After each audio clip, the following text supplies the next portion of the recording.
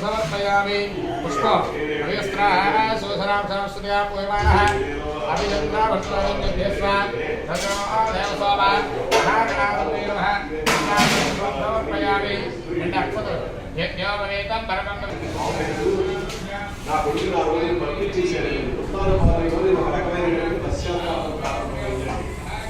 ఏ వ్యక్తిలోనైనా సరే జ్ఞానం అభివృద్ధి చెందుతున్నది అనడానికి నిదర్శనం ఏంటంటే పశ్చాత్తాపం అనేటటువంటి.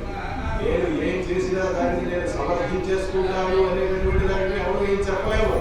కానీ నేను చేసింది తప్పు, ఈ తప్పు ఇక పైన చేయకూడదు అనేటటువంటి పశ్చాత్తాపం. ఇలా నా సుమిచి మాటలకి ఉండిపోయాను.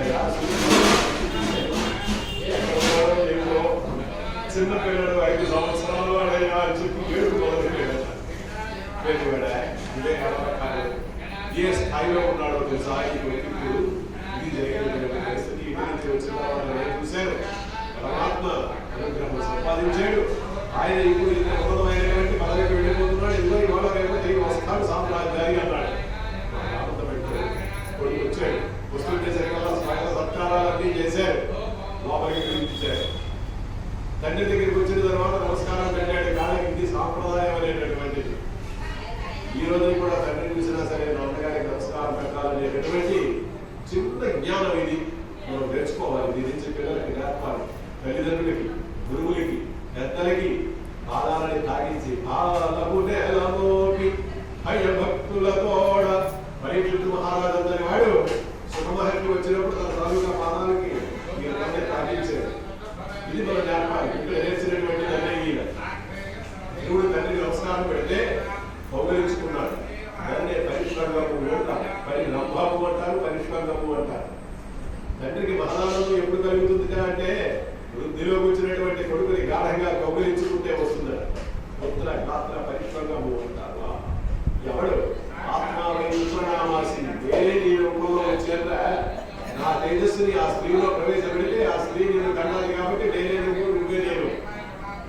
అందుచేత నా రూపాన్ని నేను ఎదురుకుండా చూసుకుంటూ ఆధారంపడిపోతున్నాను. ఓ వయసులో ఉండేటప్పుడు నేను ఇలాగే ఉండేవాడి కదా చుట్టూసి ఈనాడంటే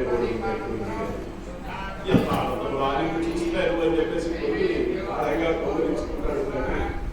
ఆ పరిస్థితి ఇక్కడ వచ్చిందన్నమాట. అయితే ఈయన ఏదో 3 రకాలైనటువంటి వరాలు పొందేశాడు, ఉన్నతమైనటువంటి స్థానానికి వెళ్ళిపోతున్నాడని తండ్రి ఆనందించలేదుగా. ఎంతకాలం అయిపోయిందో వీడియో తెలిసి అడవిలో ఏ జంతువులు తిరిగేసాడో అసలు బ్రతికున్నాడో ఏదో నా కొడుకు అని చెప్పి అనుకుంటున్నటువంటి పరిస్థితుల్లో తిరిగి నా కంటకి అంటాడు. తండ్రి కంట పడ్డాడు కొడుకు. అది ఆనందం అన్నమాట అక్కడ వృత్తానుపాదుడికి. సరే వచ్చేసేటప్పుడు ఆయన చెప్పాడు కూడా విష్ణుమూర్తి, ధ్రువా నువ్వు వెళ్ళిపోయిన తర్వాత 26,000 సంవత్సరాల పాటు నువ్వు రాజ్యపాలన చేస్తావు. ఈ లోపలే నీ తాలూకా అన్నదమ్ముడు చనిపోతాడు. ఎవడైతే ఉన్నాడో ఉత్తముడు చనిపోతాడు. నీ పిల్లలు కూడా చనిపోతుంది. జరగబోయేటటువంటివన్నీ చూశాడు. తిరిగి రథమవుతున్నాడు. రాజ్యానికి అభిషిక్తుడయ్యాడు. విష్ణుమూర్తి వారు ఏ విధంగా చెప్పారో అదే విధంగా ఈయన ఒకసారి యుద్ధానికి వెళ్ళినట్టయితే యక్షుడితో యుద్ధం జరిగి అందులో చనిపోతాడు. యక్షుడితో యుద్ధం జరిగి చనిపోయిన తర్వాత ఆ విషయం తెలిసి ఈ యుద్ధానికి బయలుదేరతాడు యక్షుడితో. యక్షుల యొక్క నాయకుడు ఎవరు అంటే కుబేరుడండి. ఉత్తర దిక్కుడు ఉంటాడు. ఎందుచేతను అంటే రావణ ప్రభ వచ్చి ఆయన్ని లంకా పట్టణం నుంచి తగిలేస్తాడు. నాకు ఇది ఇచ్చేయి అంటాడు. లంక ఇచ్చి అనేటప్పటికల్లా ఆయన తండ్రి గారి దగ్గరికి వెళ్ళి చదువుతాడు. కుబేరుడు ఇదేంటంటే ఇలాగంటున్నాడు. వాడు అందరూ కలిసి ఇచ్చేయి, నువ్వు ఇక్కడికి వచ్చి భారతానికి ఉత్తర దిక్కుకు వచ్చేసేయి.